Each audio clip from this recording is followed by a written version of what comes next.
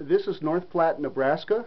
We are at the Cody Railroad Museum, and we are sitting in the cab, in the engineer's seat, of UP Centennial DDA40X locomotive number 6922. This was one of, I think, about 50 custom-built locomotives for the UP, built by EMD in 1969 and retired in the late 90s. The engine you're seeing through the windshield is a Challenger steam locomotive in the Overland scheme. This is an excellent museum. This is one of the few chances just a civilian get a chance to look at the actual controls that the locomotive engineer of one of these monsters would operate. This is really two locomotives on one frame. It is two GP40s coupled together with a single cab. And as best I can, being a layman, that is of course the train radio, which back in those days was still relatively new. Below it we see the main air brakes. Then over on the left, here's your speedometer.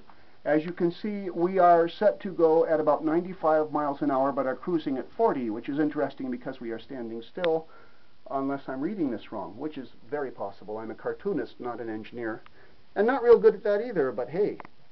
Down here, this is like the control panel that was donated to us at the Railroad Lodge in Sheboygan. I believe this is the phase switch. It was a little like your control or shift switch on a computer. It made the other things do different things, if I've got it right. This down here is your throttle. And this thing down here probably is the engine brake.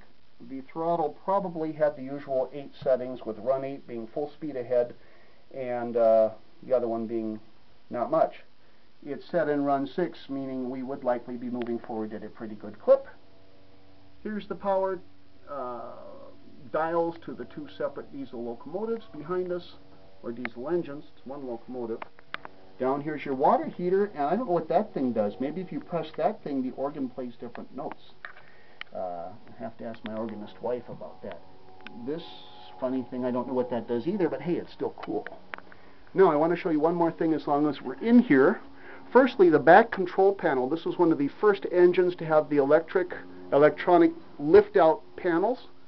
It paved the way for the Dash 2 series, which would follow in 1972.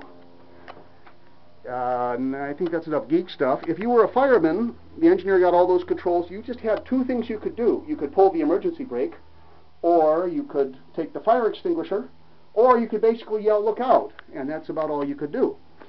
Of course, read the signals and keep the engineer awake. We see this thing must have been some sort of thing that duplicated the trackside signals. Here are the windshields of the locomotive. And have you ever wondered what is in a locomotive's nose? Well, here's the door that leads down into the nose beneath the windshields. And because it's dark, I don't know how much you want to see, but in the nose of this locomotive, across from us is the door leading out to the front platform, and over on our right is the bathroom. That's where the bathroom was on one of these. So, in other words, if you were using the pot and the engine crashed into something, you got it first. Somehow that seems kind of appropriate. This is my brother, who doesn't like trains and has had about enough geek stuff, but he's the one who brought me here at his suggestion, so he is a good guy. And a look at the control panel, and quickly out the back window, we are looking down almost 100 feet of locomotive. And as we leave, I'll keep this running so you can see the actual gangplank, which in the bright sunlight I can't see, so I hope you are getting something.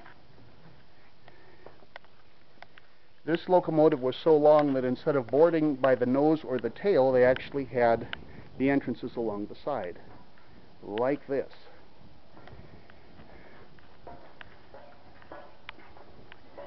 It had a custom set of trucks or wheel assemblies that each end had 4 axles. One of the very few diesel models to have that many. And there's what it looked like from the outside. It was also the first U.S. locomotive to use the full width cab, like this.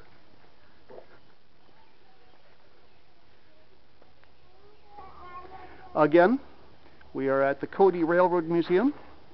This is a model of the Hershey. Actually, this is probably the real Hershey railroad station, moved here from Hershey. And this concludes this report.